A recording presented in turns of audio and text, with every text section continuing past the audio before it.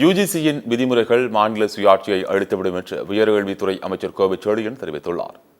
UGC வழிகாட்டுதல்களை எதிர்க்கும் மாநில அமைச்சர்கள் மாநில மாநாடு கர்நாடக மாநிலம் பெங்களூருவில் இன்று நடைபெற்றது. இதில் தமிழ்நாடு சார்பில் உயர்கல்வித்துறை அமைச்சர் கோவை செழியன் கலந்து கொண்டு பேசினார். யுஜிசியின் புதிய வரைவு விதிகள் மாநில சுயாட்சியை அளித்துவிடும். யுஜிசியின் வழிகாட்டுதல்கள் மூலம் தேசிய கல்விக் கொள்கையை திணிக்க முயற்சி நடைபெறுகிறது என அவர் குறிப்பிட்டார்.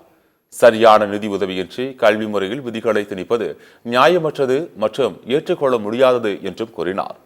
துணைவேந்தர்களுக்கான தேர்வு குழுவிலிருந்து மாநில அரசை விலக்குவதை தமிழ்நாடு எதிர்ப்பதாகவும் மாணவர்கள், ஆசிரியர்கள், கல்வி நிறுவன உரிமைக்காக தமிழ்நாடு தொடர்ந்து போராடும் என்றும் அமைச்சர் கோவை செழியன் கூறினார்.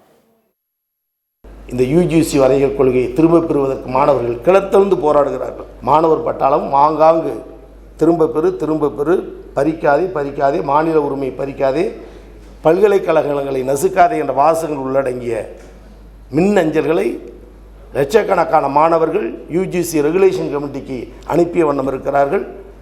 எனவே யுஜிசி தனது முடிவை திரும்ப பெறும் வரை தமிழகத்தில் மாணவர்கள் போராடுவார்கள். அதற்கு தமிழக அரசு என்றைக்கும் துணை நிற்கும்.